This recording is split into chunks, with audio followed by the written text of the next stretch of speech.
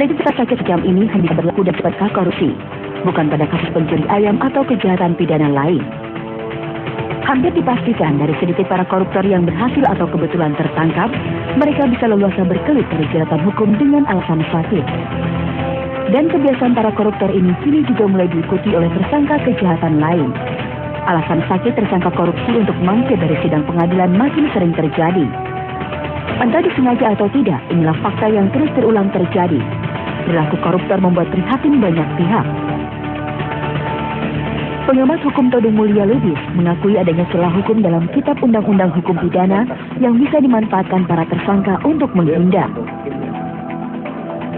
Salah satu celah yang kerap dimanfaatkan diantaranya pasal 52 dan 58 KUHP yang hanya mengatur hal umum tentang hubungan urgensi dokter pribadi dan tersangka dalam sebuah proses peradilan.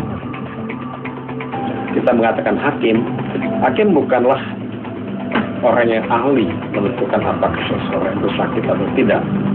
Jadi memang dibutuhkan surat keterangan dokter. Nah, surat keterangan dokter inilah yang memang menjadi penguat ya bagi hakim untuk mengatakan oke, yang bersangkutan ini sakit. Gitu. Situasi semacam ini memang mudah menimbulkan wak sangka adanya kong-kali-kong antara tersangka, pihak dokter dan para penegak hukum untuk meloloskan tersangka dari proses hukum. Kecurigaan ini tak sepenuhnya bisa disangkal, mengingat kedekatan emosional pasien atau tersangka korupsi dengan dokternya. Namun pengamat etik dan hukum kedokteran, Broto Wasisto mengingatkan, seorang dokter terikat dengan kode etik dan kewajiban menerangkan kondisi pasien secara benar. Apapun yang membaca surat itu seharusnya mempercayai. Nah, sekarang itu cuma timbul keadaan di mana ada keraguan-keraguan begitu. Lalu bagaimana dengan penegak hukum di negeri ini? Percaya begitu saja dengan keterangan tersangka dan dokternya, atau berani membuktikan kebenaran lewat second opinion? Inilah yang jangan terungkap di ruang publik.